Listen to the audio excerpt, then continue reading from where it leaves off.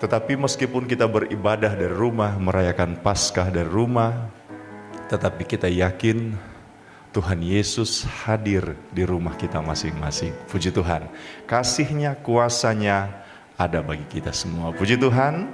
Saudara-saudara, pada pagi hari ini saya ingin mengajak kita untuk belajar satu tema dengan judul Paskah yang lengkap.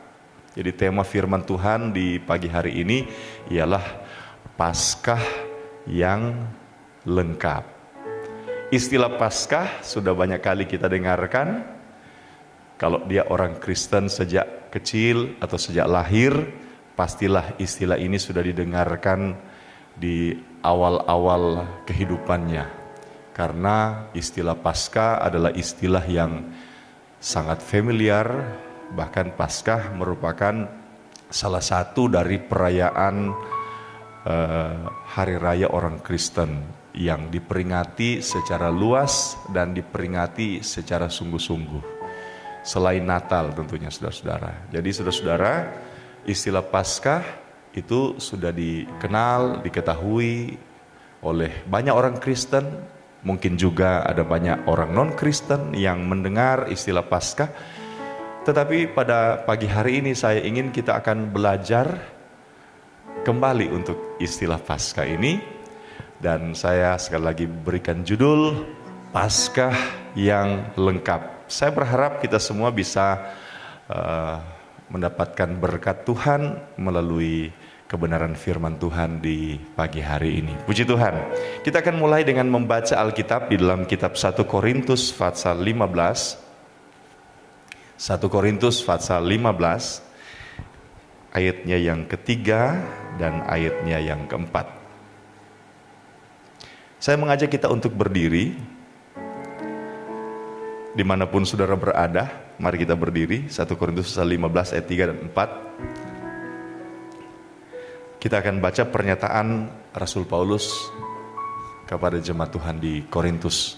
Demikianlah firman Tuhan.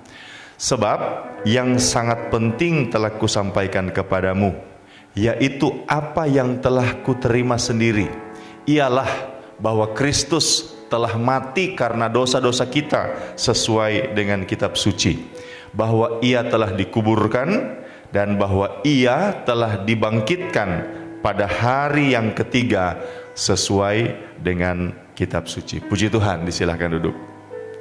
Bapak Ibu Saudara sekalian yang diberkati Tuhan, cerita Paskah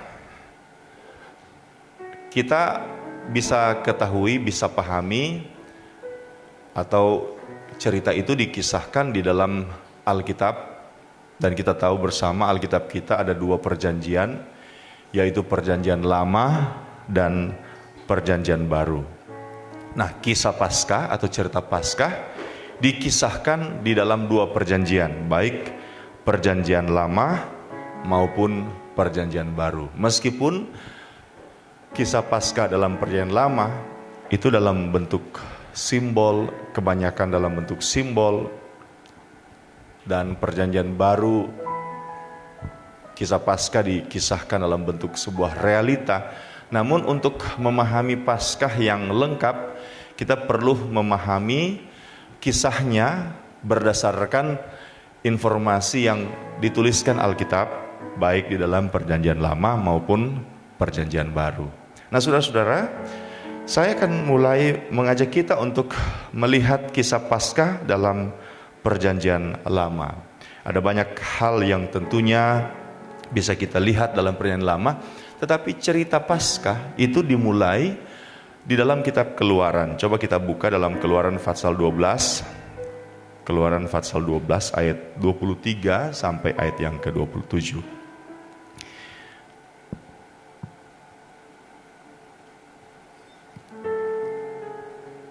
Paskah yang pertama kali dicatat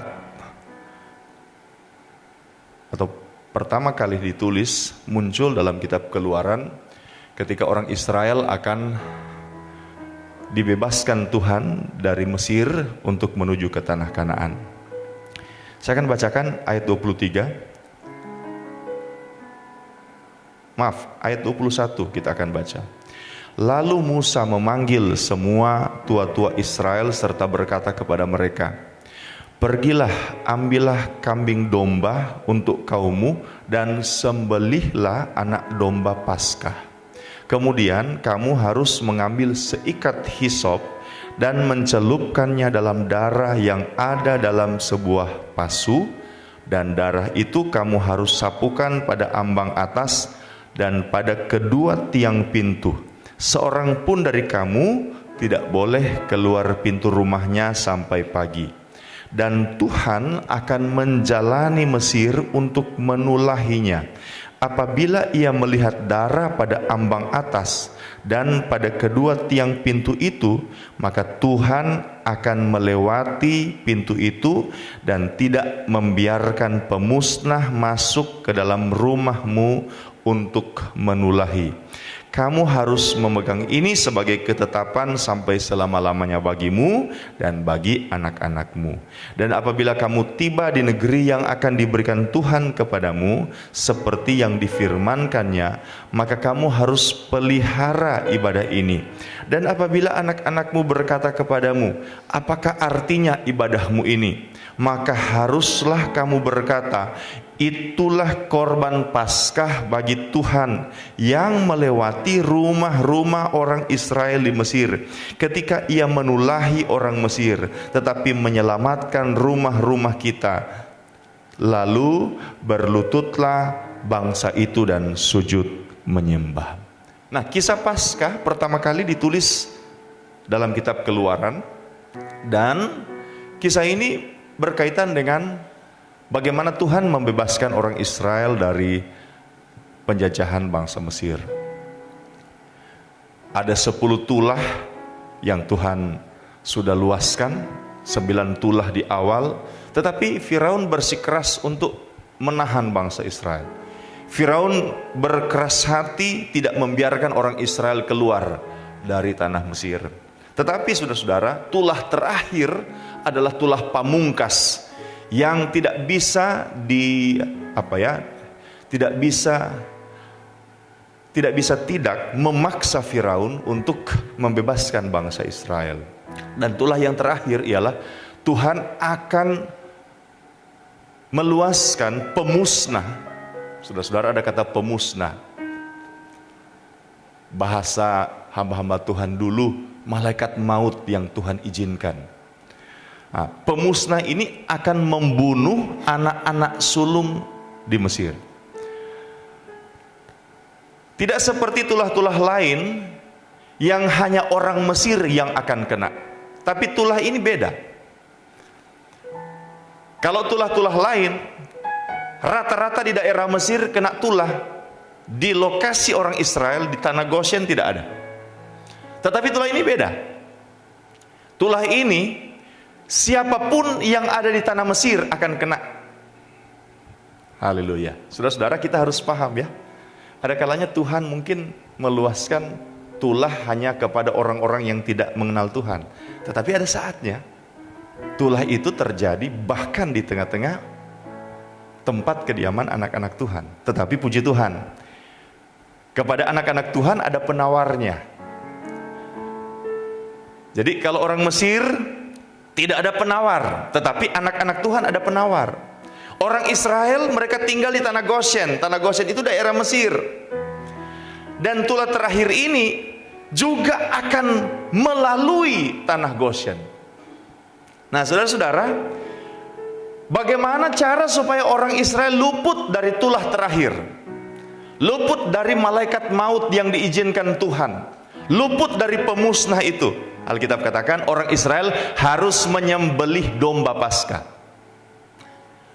Kemudian darah dari anak domba Paskah tersebut ditaruh dalam pasu. Kemudian darah tersebut diambil menggunakan hisop, diperciki atau dibasuh di tiang pintu, di ambang pintu dan jendela. Dan ketika ada tanda darah di pintu jendela, baik di tiang pintu maupun di ambang pintu dan jendela, maka Alkitab katakan pemusnah itu akan melewati rumah yang ada tanda darah. Jadi saudara-saudara, ketika pemusnah atau malaikat maut itu lihat tanda darah di sebuah rumah, dia lewat. Dari situlah muncul kata Pesah atau Paskah, yang artinya apa? Melewati. Haleluya. Jadi kata Paskah pada awalnya adalah berarti melewati. Kenapa ada melewati? Karena ada tanda darah. Anak domba yang disembelih tersebut, darahnya diambil dan diperciki di ambang pintu, tiang pintu dan jendela. Nah, ketika melihat itu, maka malaikat pemusnah melewati karena ada tanda darah dari anak domba yang disembelih. Anak domba yang mati. Anak domba itu disebut dengan istilah anak domba Paskah. Haleluya, puji Tuhan. Itu kisah tentang Paskah dalam Perjanjian Lama. Kisah yang lain bicara tentang bagaimana orang Israel merayakan Paskah. Jadi sepanjang Perjanjian Lama penuh dengan cerita tentang bagaimana perayaan Paskah. Misalnya Yosia merayakan Paskah. Kemudian dalam zaman nabi-nabi juga dirayakan Paskah. Tetapi saudara-saudara, kisah tentang Paskah tidak hanya ditulis dalam Perjanjian Lama. Tidak hanya ditulis dalam Perjanjian Lama. Tetapi kisah tentang Paskah juga ditulis dalam Perjanjian Baru.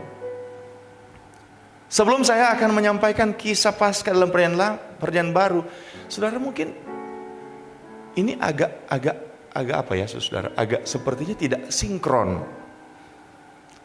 Kalau misalnya anak-anak Tuhan sekarang, mereka tanya, itu Paskah itu apa?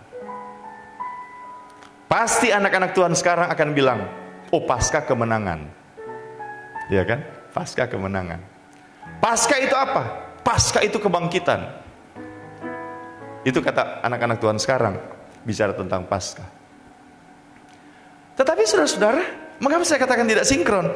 Karena dalam Perjanjian Lama, Paskah itu Paskah itu harus dipahami sebagai bagaimana saat ketika malaikat pemusnah melewati rumah-rumah orang Israel. Anak domba Paskah itu bicara tentang anak domba yang mati tersembelih, kemudian darahnya diperciki atau disapu di ambang pintu dan tiang pintu rumah orang-orang Israel di tanah Goshen. Mengapa pemahaman Paskah jadi berbeda untuk kita orang-orang Kristen di zaman Perjanjian Baru? Itu karena ada kisah Paskah di zaman Perjanjian Baru yang kita perlu pahami. Bagaimana Paskah dalam Perjanjian Baru ditulis? Coba kita lihat. Yohanes pasal 1 ayat 29. Injil Yohanes pasal 1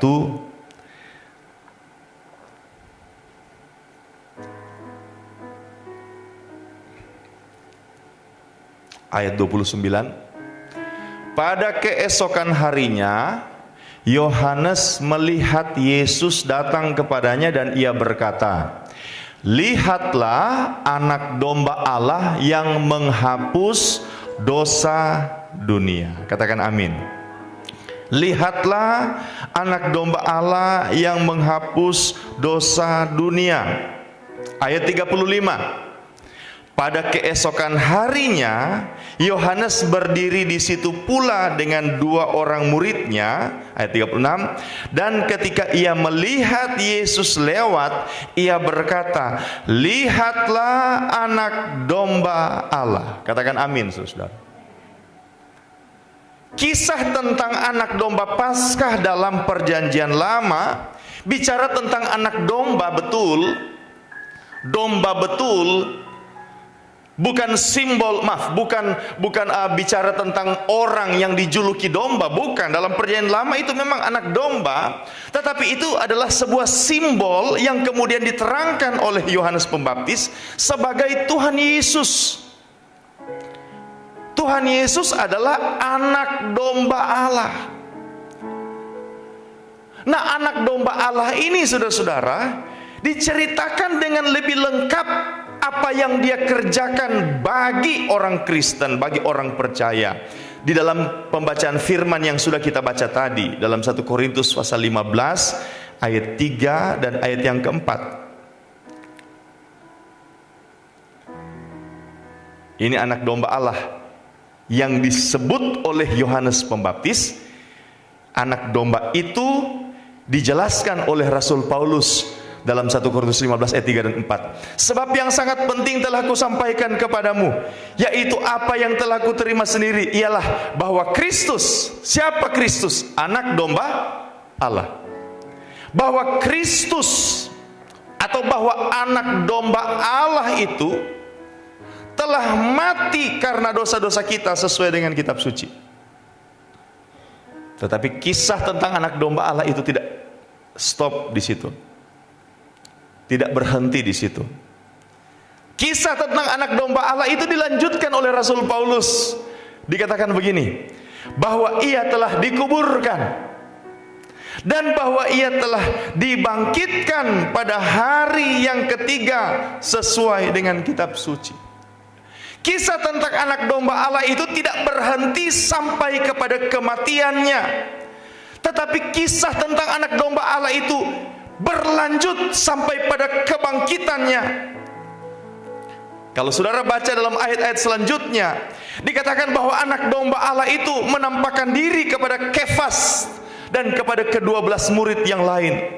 Menampakkan diri kepada 500 saudara sekaligus. Menampakkan diri kepada Yakobus, kepada semua rasul, dan juga menampakkan diri kepada Rasul Paulus sebagai rasul terakhir. Saya mau sampaikan ada perbedaan, tetapi bukan perbedaan yang sifatnya perbedaan yang sifatnya satu benar satu salah. Tetapi ada perbedaan yang sifatnya melengkapi terjadi antara kisah anak domba Allah dalam perjanjian lama dan kisah anak domba Allah dalam perjanjian baru. Kalau kisah anak domba Allah, anak domba dalam perjanjian lama, kisah itu berhenti pada kematian anak domba, darahnya diambil, diperciki di ambang pintu, di tiang pintu, di jendela, anak domba itu mati. Dagingnya dimakan oleh orang-orang Israel sebagai bekal Paskah mereka. Tetapi kisah tentang anak domba Allah dalam perjanjian baru, anak domba Allah itu mati, dikuburkan, tetapi anak domba Allah itu bangkit. Dan kita tahu bersama, anak domba Allah itu bangkit, naik ke sorga, duduk di sebelah kanan Allah Bapa yang Maha Kuasa. Dan satu waktu anak domba Allah itu akan datang kembali untuk menjemput saleh-salehnya. Yang setuju katakan amin. Haleluya, haleluya, haleluya. Saudara-saudara, kisah tentang anak domba Allah dalam perjanjian lama dan kisah anak domba Allah dalam perjanjian baru akan memberikan kepada kita kesan yang akan saya bandingkan seperti ini. Ada 3 perbandingan yang akan saya angkat. Yang pertama, dalam perjanjian lama anak domba Allah itu memiliki kesan seperti pahlawan yang rela mati, rela berkorban untuk kepentingan orang banyak. Anak domba itu harus mati, menjadi pengganti, menjadi substitusi untuk apa? Untuk supaya malaikat pemusnah itu tidak akan membunuh anak-anak sulung di rumah orang-orang Israel. Supaya supaya anak sulung orang Israel tidak mati, anak domba itu harus mati. Dia jadi pahlawan begitu, saudara, yang rela mati, rela berkorban. Tetapi dalam perjanjian baru, anak domba itu bukan hanya sekedar jadi pahlawan yang rela mati, tetapi dia adalah pahlawan yang menang. Katakan amin. Bukan hanya dia sekadar rela mati berkorban, tetapi dalam perjanjian baru, anak domba Allah itu menjadi pahlawan yang berkorban dan yang menang karena dia bangkit dari antara orang mati. Itu perbandingan pertama. Perbandingan yang kedua, saudara-saudara, perbandingan yang kedua, Anak domba Allah itu, saudara-saudara, kisah Paskah adalah kisah bagaimana Tuhan membebaskan orang Israel dari Mesir. Dan kemudian ketika anak sulung mati, orang Israel pergi memulai sebuah perjalanan menuju tanah perjanjian. Jadi anak domba itu disembelih, darahnya diperciki di tiang pintu, di ambang pintu. Kemudian terjadi tulah bagi orang Mesir. Orang Israel akhirnya memulai sebuah perjalanan. Tetapi kesannya, saudara-saudara, kesannya anak domba tersebut hanya sampai pada langkah awal, momentum awal orang Israel akan memulai sebuah perjalanan. Dan anak domba itu tidak menjadi tidak memiliki sebuah dampak, sebuah manfaat kepada orang Israel ketika orang Israel ada di Laut Teberau. Ketika orang Israel ada di padang gurun, anak domba itu sudah mati. Dia hanya punya dampak, dia hanya punya manfaat untuk membebaskan orang Israel dari kematian anak-anak sulung di Mesir. Dengan kata lain, saya mau katakan bahwa kesan dalam perjanjian lama, karya anak domba itu hanya terfokus pada satu bidang saja. Dapat saya katakan, meskipun ini harus dimaknai, harus dipahami dengan lebih baik lagi, karya yang belum selesai. Tetapi saudara-saudara, dalam perjanjian baru, anak domba Allah itu adalah Yesus yang mati untuk keselamatan kita, katakan amin.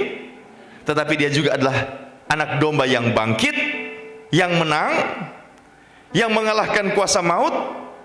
Dan kemudian dia naik ke sorga, duduk di sebelah kanan Bapa yang maha kuasa. Alkitab katakan, Tuhan Yesus katakan bahwa dia menyediakan tempat bagi kita. Penulis kitab Ibrani katakan bahwa dia adalah pendoa syafaat bagi kita. Dan kemudian satu waktu anak domba Allah itu akan datang ke dunia untuk menjemput orang-orang yang percaya kepadanya. Dapat saya katakan bahwa anak domba dalam perjanjian lama itu fokus karyanya hanya pada satu bidang tertentu yang belum selesai. Tetapi pada perjanjian baru, anak domba Allah itu mengerjakan satu karya yang sempurna, sehingga kita anak-anak Tuhan memiliki jaminan yang sempurna yang didasarkan oleh karya anak domba Allah yang lengkap. Haleluya. Karena itu saudara-saudara, jangan heran orang Israel di perjanjian lama, jadi orang Israel di perjanjian lama, mereka sangat sangat giat melakukan Taurat. Mereka sangat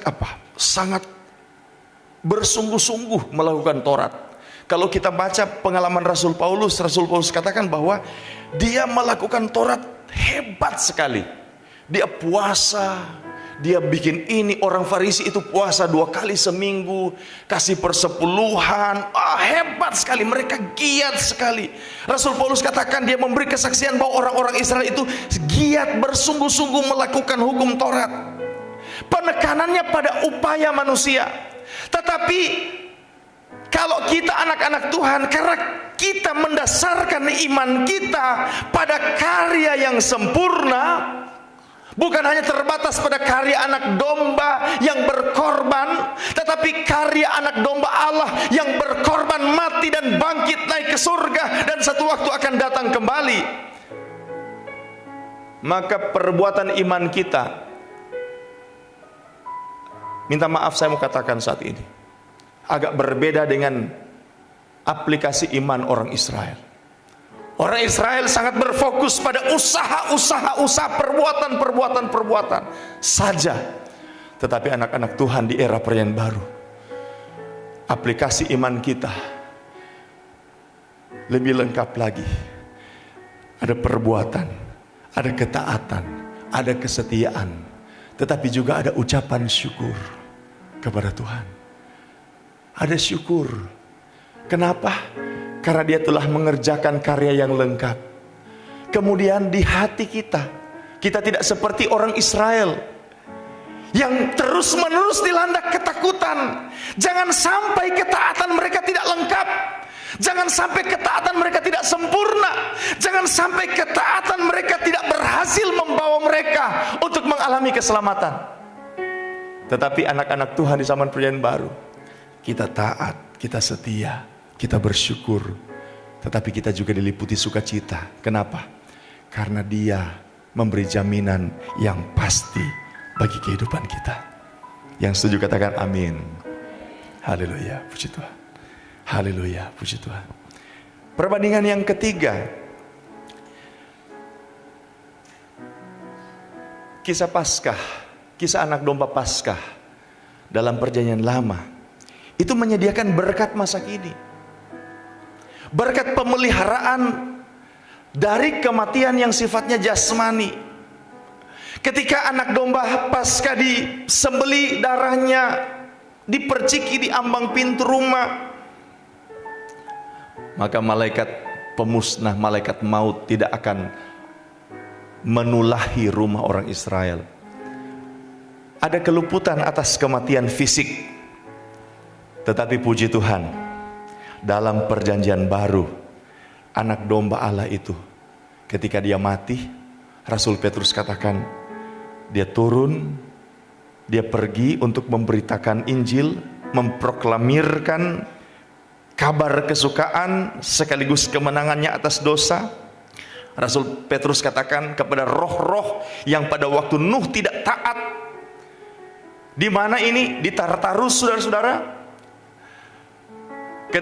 Ketika Maria Magdalena hendak memegang Yesus, Yesus katakan, jangan dulu, aku akan pergi kepada Bapa.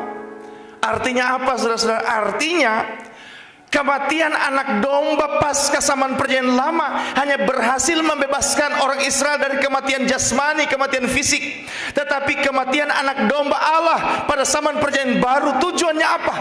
Untuk menjamin bahwa kematian kekal tidak akan berkuasa lagi kepada kita. Sebab kita dijamin oleh kehidupan kekal di dalam Tuhan Yesus Kristus. Saudara-saudara, dari 3 perbandingan ini, maka kita bisa memahami Paskah secara lengkap. Apa Paskah secara lengkap? Yang pertama, Paskah memberi kepada kita jaminan akan Tuhan yang benar. Tuhan yang bukan hanya sekedar mengasihi kita, yang bukan hanya sekedar rela berkorban bagi kita, Tuhan yang bukan hanya sekedar mati bagi kita, Tuhan bukan hanya sekedar yang maha kasih, tetapi Tuhan yang lengkap. Sebab Dia adalah Tuhan yang menang atas kematian, Tuhan yang bangkit. Dia bukan hanya pahlawan yang rela mati, tetapi pahlawan yang bangkit dan menang. Saya mau sampaikan, dengan berani dan dengan kerendahan hati, saya bersyukur jadi anak Tuhan. Saya bersyukur menjadi anak-anak Tuhan. Saya bersyukur menjadi pengikut Kristus. Mengapa? Sebab belajar dari Alkitab, kita punya Tuhan yang benar, Tuhan yang mengasihi kita, dan Tuhan yang maha kuat, Tuhan yang hebat, Tuhan yang mengalahkan kematian, Tuhan yang mengalahkan maut. Berapa banyak Tuhan ditawarkan adalah Tuhan yang setengah, konsepnya setengah. Ada Tuhan yang ditawarkan, Tuhan yang mengasihi umatnya, tetapi tidak maha kuasa untuk menjamin kehidupan umatnya. Ada Tuhan yang ditawarkan maha kuasa, tetapi tidak mengasihi umatnya. Dia hanya membiarkan umatnya untuk melakukan sesuatu, dan dia hanya mengamati saja. Kalau orang-orang itu sudah berhasil memenuhi apa yang dia inginkan, barulah dia menyelamatkan. Tetapi Tuhan kita bukan seperti itu. Tuhan kita Tuhan yang benar. Dia maha kasih sekaligus maha kuasa. Katakan amin sekali lagi, saudara-saudara. Tuhan kita Tuhan yang benar. Dia maha kasih tetapi juga maha kuasa. Hal yang kedua, kesimpulan yang saya dapatkan, haleluya, saya bangga jadi orang Kristen. Saya bangga jadi pengikut Kristus.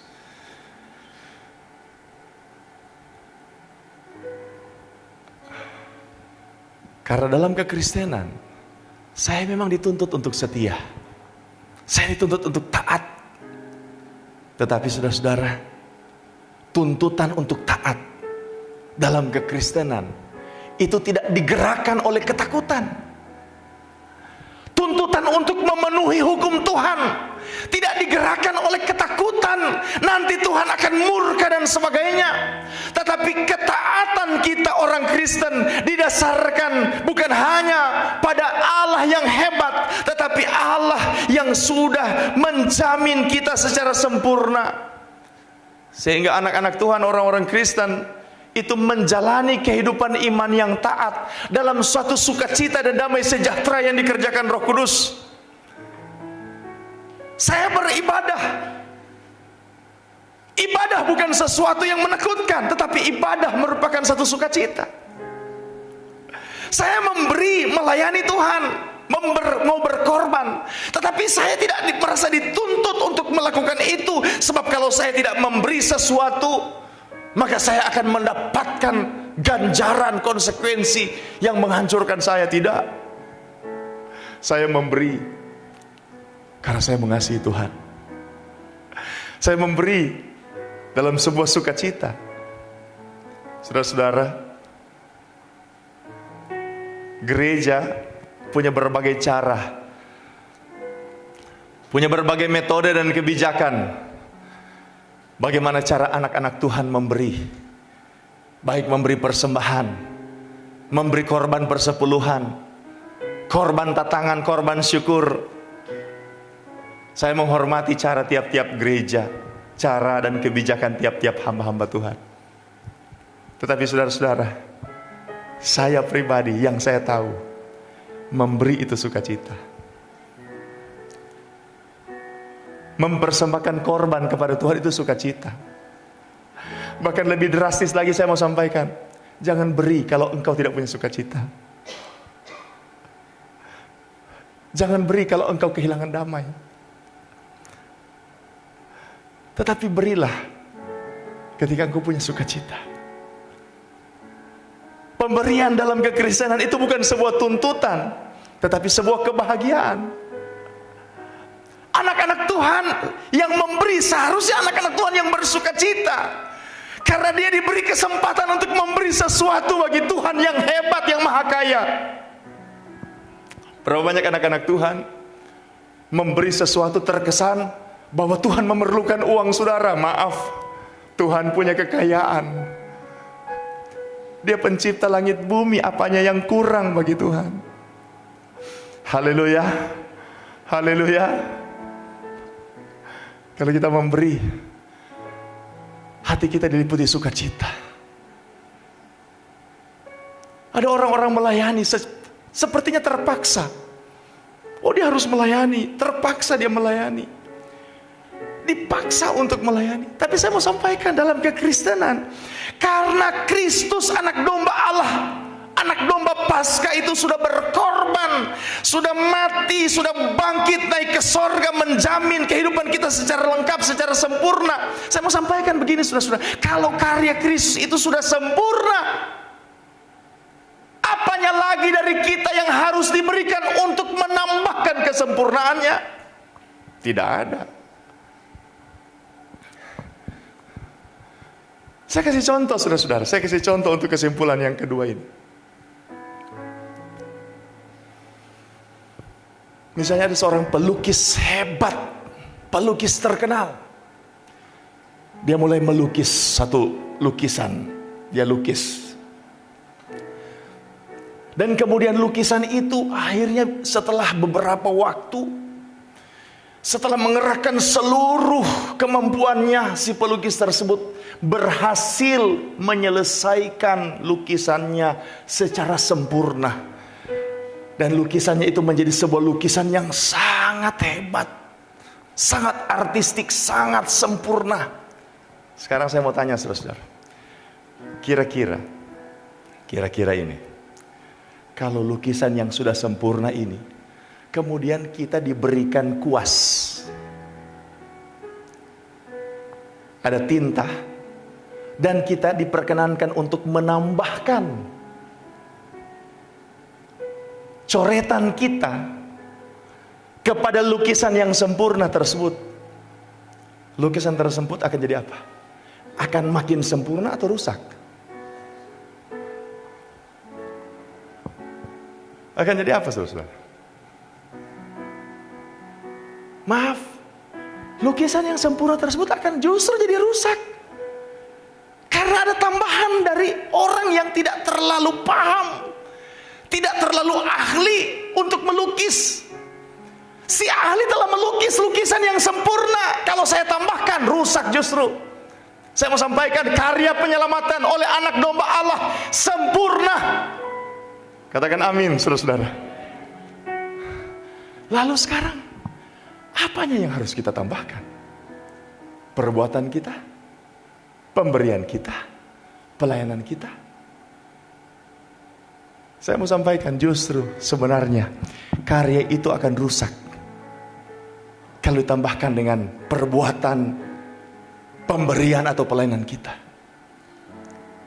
Tetapi yang indahnya kepada Tuhan adalah karyanya sudah sempurna.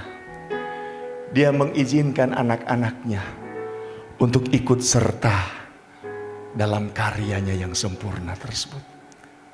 Sehingga saya mau sampaikan, anak-anak Tuhan, dimanapun engkau berada, lepas dari bagaimana apapun status sosialmu, siapa engkau, anak-anak Tuhan?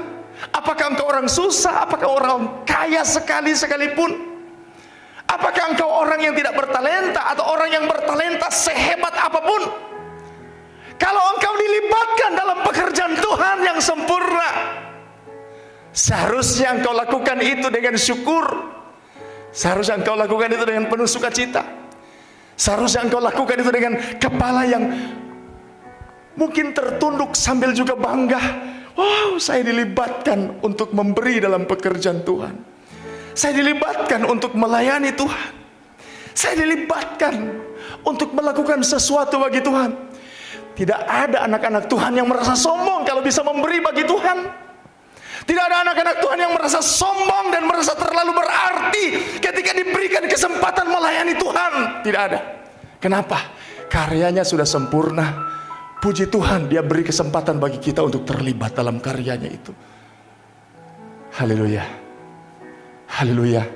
Karena itu seharusnya anak-anak Tuhan yang datang beribadah, kalau mungkin dia cukup sentimen, emosional, dia akan menangis. Dia bukan menangis susah, tetapi dia menangis bahagia. Tuhan, Engkau perkenankan saya beribadah. Tuhan, Engkau perkenankan saya memberi persembahan. Tuhan, Engkau perkenankan saya melayani Tuhan dengan talenta ala kadarnya yang saya miliki. Sebab kalau Tuhan itu maha sempurna, mana mungkin Dia meluaskan talenta-talenta ala kadarnya untuk melayani Dia. Mana mungkin Dia akan meluaskan pendeta-pendeta seperti saya dengan kemampuan-kemampuan yang sangat terbatas untuk melayani Dia. Tetapi puji Tuhan, karyanya yang sempurna memberikan kepada kita kesempatan untuk memberi, untuk melayani. Oh Tuhan, betapa baiknya Engkau Tuhan. Saya ingin mengajak kita semua beberapa saat kita tunduk di hadapan Tuhan dan mulai bersyukur kepada Tuhan. Terima kasih Tuhan. Terima kasih.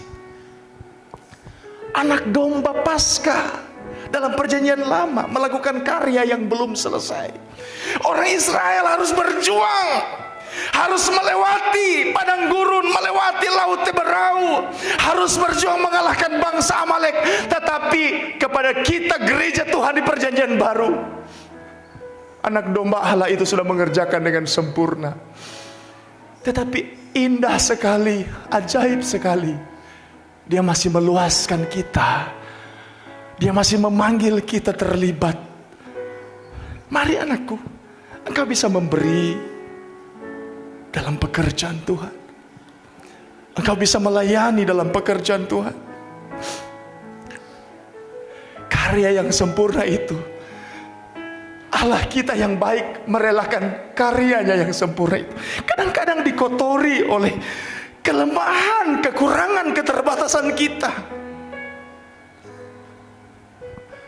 Oh, Ramatakaya Masikaralaya Masyikara. Seharusnya itu membuat kita bersyukur.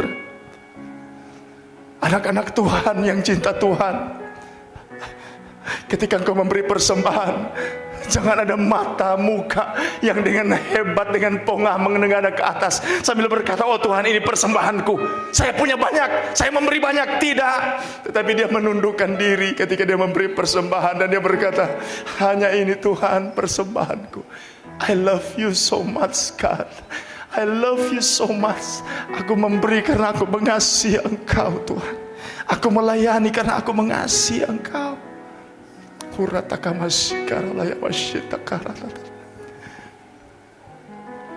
Kekristenan, ketaatan dalam kekristenan bukan didasarkan pada ketakutan, tetapi didasarkan pada sikap hati yang menyadari karya Kristus yang sempurna, menyadari karya Kristus yang hebat.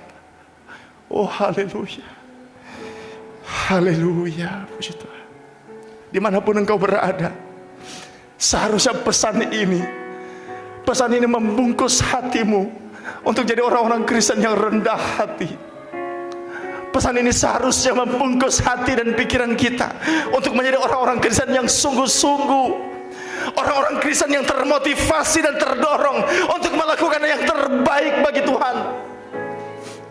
Rasul Paulus menyadari hal ini dan dia berkata, aku ada karena kasih karunia Tuhan,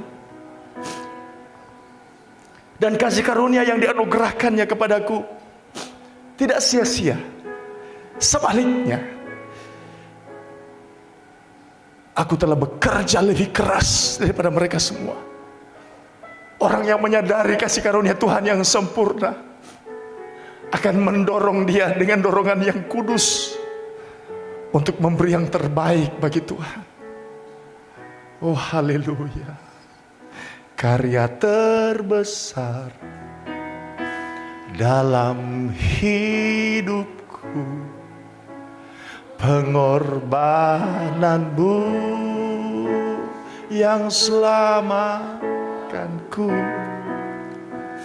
Engkaulah harta yang tak ternilai yang ku miliki dan ku hargai.